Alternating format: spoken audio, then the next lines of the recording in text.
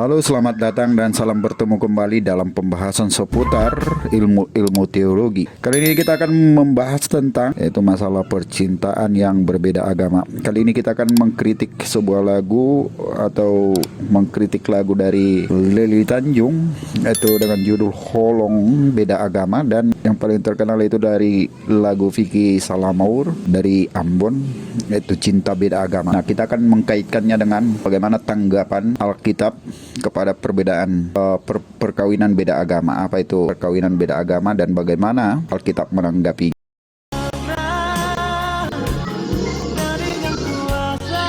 Lirik lagu Cinta Beda Agama yang diciptakan sendiri oleh seorang penyanyi asal Ambon, yaitu Vicky Aditya Salamor atau yang akrab disebut sebagai Vicky Salamor, sukses menarik perhatian para pecinta musik.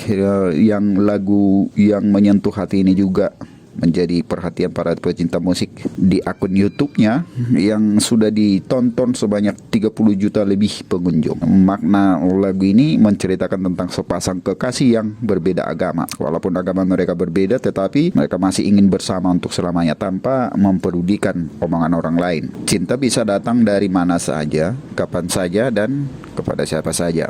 Hadirnya cinta juga tak pernah peduli dengan usia atau jarak atau status, hingga sentral hal yang paling sensitif yaitu hingga kepada perbedaan agama. Nah, Holong Beda Agama yang dipopulerkan oleh Lely Tanjung juga memiliki pemaknaan yang sama dengan lagu Vicky Salamor, tetapi dalam mendalaminya menjadi dalam sebuah beda agama yang dibawa hingga kepada perkawinan. Nah, namun di Indonesia sendiri perbedaan agama memang merupakan hal yang krusial, bahkan sering menjadi ujian terberat dalam menjalin hubungan asmara. Cinta dan agama itu memang dua hal yang berbeda, tapi kemudian keduanya itu saling berkaitan satu dengan yang lain. Ada kalanya cinta itu bisa diteruskan, tetapi tak jarang juga pasangan yang menyerah sebelum perasaan itu semakin menguat.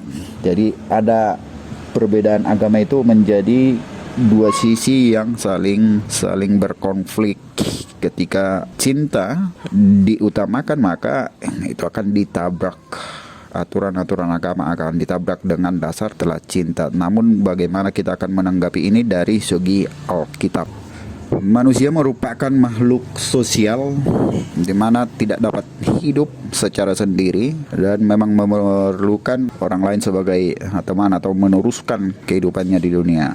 Oleh sebab itu, sejak permulaan dunia ini juga, sejak Adam dan Hawa, manusia beranak cucu hingga pada hari ini. Nah, kemudian perkawinan pada zaman dahulu dan sekarang memang tidak sama. Walaupun tradisi-tradisi dan simbolik dari acara perkawinan itu masih dipegang hingga kini, tetapi secara umum perkawinan zaman dahulu bukanlah perkawinan yang tercetus dari hasil perasaan cinta dan kasih atau yang sayang dalam hati. Kedua mempelai bahkan jauh tidak mengenal siapa pasangan hidup, karena pemilihan pasangan hidup zaman dahulu adalah ditentukan sendiri oleh orang tua. Dengan kata lain, kita dapat mengatakan bahwa pasangan tidak berhak menentukan, apalagi memilih siapa pasangan hidupnya menurut keinginan hati. Tentu dengan konsep mencari pasangan seperti ini akan menutup celah mengambil pasangan yang bukan seiman. Nah, pada zaman dahulu juga orang tua adalah satu-satunya yang berprioritas untuk menjodohkan anak perempuan atau anak lelakinya kepada orang yang disukainya dalam hatinya tanpa memahami perasaan dan meminta pendapat anak-anaknya. Nah, tetapi pada zaman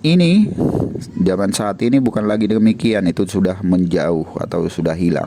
Anak-anak muda masa kini boleh dikatakan bebas untuk menjalin hubungan dengan siapapun dan bebas untuk memilih pasangan hidupnya dan mengikuti seberapa dalam cintanya, sehingga terkadang mengambil keputusan tanpa melibatkan orang tua, bahkan mengorbankan agamanya. Nah, kemudian kita akan menggali tentang apa itu beda agama. Beda agama itu berasal dari dua kata, yaitu beda dan agama, yang kalau ketika kita mencari kamus bahasa Indonesia, bahwa memang beda itu bermaksud sesuatu yang menjadikan berlainan atau tidak sama antara benda yang satu dengan benda yang lain, atau ketidaksamaan atau ada selisih. Nah, kemudian dalam Kamus Besar Bahasa Indonesia juga mengatakan bahwa agama itu adalah ajaran sistem yang mengatur tata keimanan atau kepercayaan atau peribadatan kepada Tuhan Yang Maha Kuasa, serta kaidah yang berhubungan dengan pergaulan manusia dan manusia serta lingkungannya. Artinya beda agama yang dimaksud di sini adalah agama yang tidak percaya kepada ketuhanan Yesus atau lebih dikenali sebagai non-Kristen seperti Buddha, Hindu, dan Islam. Nah, kemudian perkawinan beda agama ini berlaku antara seorang yang beragama Kristen dengan pasangan yang beragama non-Kristen. Walaupun pasangan ini tahu mengenai perbedaan yang ada, tetapi mereka tetap mempertahankan perbedaannya. Itu yang akan kita lihat di dalam pembahasan seputar perkawinan berbeda agama. Ada beberapa faktor yang menyebabkan terjadinya perbedaan atau terjadinya perkawinan beda agama. Beberapa faktor dan dorongan sehingga dapat mempengaruhi terjadinya perkawinan beda agama. Yang pertama itu yaitu pergaulan hidup sehari-hari dalam masyarakat. Dalam kehidupan pergaulan sehari-hari, masyarakat tidak pernah dibatasi untuk hidup bersosial antara satu suku, agama, dan dengan perbedaan yang lain. Kemudian kehidupan masyarakat yang majemuk juga mendorong masyarakat untuk hidup rukun dan saling bersilaturahmi. Konsep ini juga timbul dalam diri setiap golongan termasuk muda-mudi. Hal inilah yang dapat memberi pengaruh yang sangat kuat bagi kaum muda karena dengan kekerapan persahabatan tanpa memandang agama yang dianut menimbulkan perasaan cinta yang tidak dapat dihindari. Yang kemudian faktor-faktor yang dapat menyebabkan perkawinan beda agama adalah kurangnya pendidikan agama seperti yang sudah ditekankan bahwa pada pendidikan agama sebenarnya sangat penting bagi muda-mudi. Selain tanggung jawab gereja, orang tua juga harus bertanggung jawab. Tetapi dalam lirik lagunya, orang tuanya dan keluarganya juga memberikan pengertian. Tetapi mereka dengan dasar atas nama cinta, mereka tidak peduli dengan hal itu. Fakta yang terjadi kadang orang tua jarang atau bahkan tidak pernah sama sekali mengajarkan agama kepada anaknya. Hal inilah yang menyebabkan anak-anak semasa dalam pertumbuhannya tidak mempermasalahkan jika dirinya nanti pada waktu mau menikah memiliki pasangan yang berbeda agama. Bahkan meninggalkan imannya untuk mengikuti kepercayaan pasangannya. Nah, pasangan yang tidak seimbang inilah orang tidak percaya jika melihat dari sisi Alkitab. Ketika pasangan yang tidak seimbang atau tidak satu iman atau tidak satu kepercayaan bersatu dalam sebuah rumah tangga, mereka ada yang tidak percaya kepada Kristus dan meletakkan kepercayaannya kepada ilah-ilah lain. Rasul Paulus juga menekankan agar jangan merupakan pasangan yang tidak sama dari segi kepercayaan. Bahkan dari agama lain pun sebenarnya hal itu ditekankan bahwa pernikahan atau perkawinan beda agama itu dilarang. Yang dimaksud di sini ialah orang-orang yang bukan menjadi pengikut Kristus di mana mereka mengadakan hubungan-hubungan dengan ilah-ilah lain dari segi ritual dan penyembahan berhala dan terlibat langsung dengan kuasa kegelapan namanya. Nah, ditekankan agar semua orang yang termasuk orang Kristen zaman ini juga ditekankan tidak mengikat diri di dalam perkawinan dengan orang yang tidak seimbang atau dikenali sebagai berbeda agama dan kepercayaan. Apabila perkawinan dengan orang yang tidak percaya ini dengan perlahan-lahan akan mengabaikan ajaran-ajaran karena akan dapat menarik orang yang percaya untuk menduakan Tuhan dan menyembah ilah pasangan. Ia bertolak belakang dengan tujuan Allah dalam perkawinan manusia, yaitu melahirkan keturunan ilahi. Bagaimana mungkin dapat melahirkan keturunan ilahi sekiranya orang tua tidak mempercayai Allah kepada anak-anaknya supaya mereka tetap berjalan dalam ketetapan Tuhan. Itu ditulis di Kitab Ulangan 6 ayat 7 hingga 15. Nah, orang tua juga memiliki atau memainkan peranan penting terjadinya perkawinan beda agama. Contohnya, anak muda beragama Kristen mengikuti agama ibunya yang beragama Kristen tetapi ayahnya beragama Buddha. Perbedaan agama orang tua juga merupakan patokan bagi anak untuk kawin atau menikah dengan pasangan beda keyakinan. Dan keharmonisan yang dialami oleh anak sepanjang hidup dalam keluarga yang berbeda keyakinan menambahkan meyakinkannya dapat dijadikan menjadi contoh bagi dirinya dalam membangun keluarga yang terdiri dari berbeda agama. Nah, kebebasan memilih pasangan dalam zaman yang serba modern inilah yang memberi peluang kepada anak-anak muda untuk bebas mengadakan hubungan cinta dengan siapa saja atau yang mereka sukai. Berbeda dengan zaman dahulu kala, pemilihan pasangan hidup ditentukan oleh orang tua. Orang tua lah yang bertanggung jawab dalam mencarikan jodoh bagi anaknya. Namun zaman ini tidak demikian. Dengan adanya kebebasan memilih, tidak dapat dipungkiri bahwa jika banyak yang memilih untuk menikah dengan pasangan beda agama, didasari oleh perasaan cinta. Jika cinta telah mendasari hubungan seseorang laki-laki dan perempuan, maka pertimbangan secara matang termasuk soal agama yang tidak membenarkan perkawinan beda agama dilakukan kurang berkesan dan tidak kurang yang menutup mata dalam soal hal ini. Konsep perkawinan agama Kristen merupakan sebuah kepercayaan yang berdasarkan pada ajaran hidup, penderitaan, penyaliban, kematian, kebangkitan, kenaikan, dan atau secara umum kita sebut dengan dasarnya yaitu pijakan kepada Yesus Kristus, dan menggunakan Alkitab sebagai kitab suci yang mengandung dua bagian utama yaitu Perjanjian Lama dan Perjanjian Baru. Agama Kristen meyakini bahwa sepenuhnya Yesus Kristus ialah Mesias, Tuhan dan Juru Selamat bagi seluruh umat manusia lahir ke dunia. Nah, kemudian ada beberapa alasan mengapa perkawinan agama dilarang dalam agama Kristen. Meskipun agama Kristen memegang hukum kasih kepada sesama manusia, tetapi ia bukanlah berarti bisa dan bebas untuk mengikat diri dalam perkawinan beda agama. Kita akan melihat alasannya. Yang pertama, yaitu perkawinan beda agama memastikan bahwa pasangan itu tidak dapat bekerja sama dengan satu dengan yang lain untuk menyenangkan hati Tuhan. Di dalam perkawinan memerlukan kerjasama antara dua individu untuk menyelenggarakan hidup dalam rangka untuk menyenangkan hati Tuhan.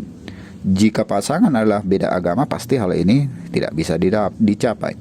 Yang kedua, ketika terjadinya perkawinan beda agama, itu akan menjadi batu sandungan bagi banyak orang. Apabila seorang berkeputusan untuk menikah dengan pasangan beda agama, orang akan banyak yang tersakiti dengan tindakan tersebut karena membuat suatu keputusan yang tidak bijaksana. Bahkan didapati bahwa dia bukanlah seorang Kristen yang taat kepada ajaran Tuhan. Yang ketiga, perkawinan beda agama juga pasti akan menyakiti hati Tuhan. Orang-orang Kristen merupakan orang-orang telah diangkat dari kegelapan kepada terang Tuhan. Oleh karena itu, Tuhan tidak menginginkan anak-anaknya kembali dan menjadi satu dengan anak-anak yang lain yang tidak percaya kepada Yesus. Karena itu akan menyakiti hati Tuhan. Dalam tulisannya 2 Korintus 6 ayat 14 hingga ayat 15 menyatakan agar tidak menjadi pasangan yang tidak seimbang. Ayat ini merupakan larangan terhadap seorang Kristen untuk menikah dengan non-Kristen, karena sudah jelas pasangan non-Kristen tidak seimbang, tidak seiman dalam hal percaya kepada Tuhan Yesus. Perkawinan Kristen melambangkan hubungan Kristus dengan jemaat. Kemudian dalam Efesus 5 ayat 22 dan seterusnya dijelaskan bahwa sama seperti suami harus mengasihi istri, sama seperti Kristus, dan istri harus tunduk kepada suami seperti tunduk kepada Kristus. Nah, hal ini menegaskan bahwa Alkitab menganggap perkawinan itu sebagai suatu perjanjian yang suci, di mana melibatkan perjanjian Allah.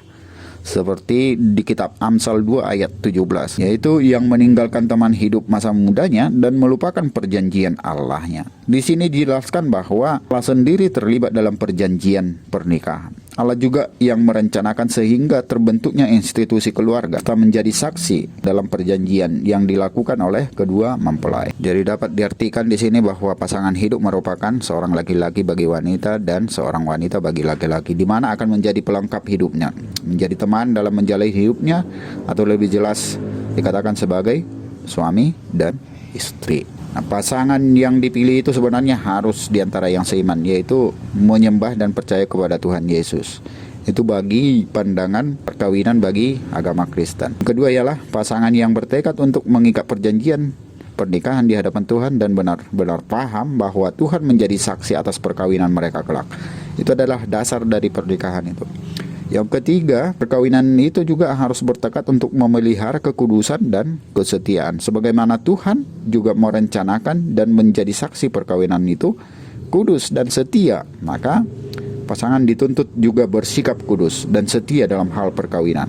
Keempat, dasar perkawinan itu adalah bertekad untuk saling mengasihi di dalam Tuhan, yaitu menjalani hari-hari ke depan dengan cinta dan kasih sayang baik suami kepada istri dan istri kepada suami. Yang kelima, yaitu dasar pernikahan itu adalah bertekad untuk mendidik anak-anak sesuai dengan kebenaran firman Tuhan, agar keturunan-keturunannya tetap menyembah Allah yang benar dan menikmati berkat-berkat yang telah disediakan bagi umatnya. Dan terakhir, mengatasi semua persoalan berdasarkan kebenaran firman Tuhan, di mana memusatkan keputusan-keputusan keluarga baik suka ataupun duka dalam kendali Tuhan. Pasangan yang seiman jika ditinjau dari perjanjian lama, Allah telah berfirman secara khusus kepada orang Israel agar tidak mengambil anak laki-laki atau perempuan yang menyembah ilah lain menjadi istri atau suami.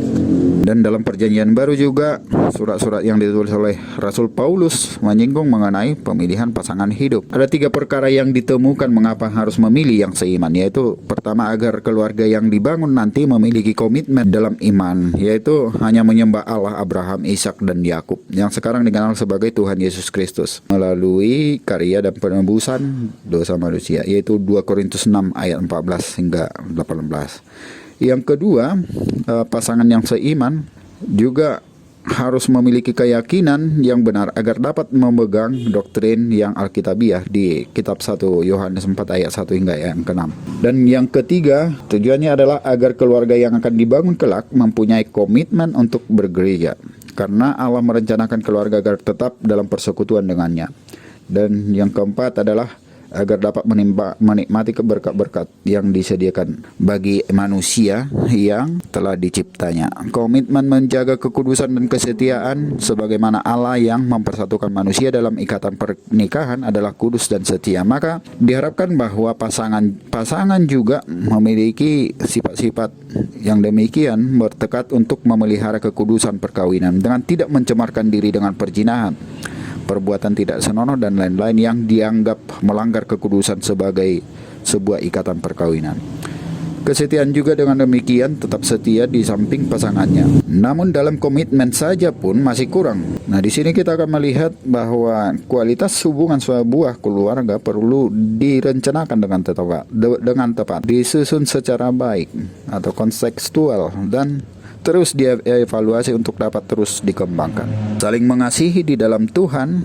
Dalam surat yang ditulis oleh Rasul Paulus ditulis demikian, tetapi aku mau supaya kamu mengetahui hal-hal ini, yaitu kepala dari tiap laki-laki ialah Kristus, kepala dari perempuan ialah laki-laki, dan kepala dari Kristus ialah Allah. Itu di 1 Korintus 11 ayat 3. Jelas di sini dikatakan bahwa kepala bagi perempuan ialah laki-laki, kepala bagi laki-laki ialah Kristus, dan kepala bagi Kristus ialah Allah. Nah, meskipun laki-laki diberi otoritas untuk menjadi kepala bagi wanita, tapi ini tidak bermaksud lelaki menggunakan haknya sebagai seorang kepala sesuka hati ke atas istrinya, tetapi haruslah dilakukan di dalam kasih. Setiga ayat 18 hingga ayat yang ke-19, hai suami, kasihilah istrimu dan janganlah berlaku kasar terhadap dia. Dalam merupakan bentuk penundukan daripada kedua pihak. Istri diberi tanggung jawab untuk tunduk kepada suami, dalam arti kata yang lain menyokong dan menolong suami, menerima, mempercayai, menghormati, menaati suami sebagai mana dikehendaki Tuhan. Sebaliknya, suami juga harus berlaku lembut terhadap istri dengan memberikan perhatian, menyayangi, memelihara, melindungi, menerima, menghargai, memimpin, dan sebagainya. Dalam kitab 2 Korintus 6 ayat 14 dikatakan bahwa janganlah kamu merupakan pasangan yang tidak seimbang dengan orang-orang yang tak percaya. Sebab persamaan apakah terdapat antara kebenaran dan kedurhakaan? Atau bagaimanakah terang dapat bersatu dengan gelap? Hal ini menunjukkan sebuah larangan, berarti artinya tidak boleh. Agar perkawinan beda agama dapat dicegah, hal ini haruslah berlandaskan kepada kebenaran firman Tuhan, yaitu di kitab 2 Korintus 6 ayat 14 hingga ayat 15. Intinya seperti ini. Ia mengatakan bahwa harus memilih pasangan yang seimbang. Pasangan yang seimbang di sini adalah pasangan yang sama dari segi kepercayaan, iman, dan pengharapan kepada Kristus, yang berarti sama-sama memiliki kepercayaan kepada Yesus Kristus atau beragama Kristen. Kedua, harus memilih pasangan yang hidup dalam kebenaran firman Tuhan. Pasangan yang dipilih bukan saja beragama Kristen, tetapi juga hidup dalam melakukan kehendak Allah. Perilaku yang benar di hadapan Tuhan dan memiliki hubungan persekutuan yang benar dengan kepada Kristus, serta percaya bahwa Kristus ialah Tuhan dan Juru Selamat pribadian. Dengan mengetahui konsep memilih pasangan hidup seperti itu, maka itu akan dapat membantu pihak keluarga, gereja, ataupun orang percaya secara umum dan kaum muda-mudi untuk dapat mencegah perkawinan beda agama.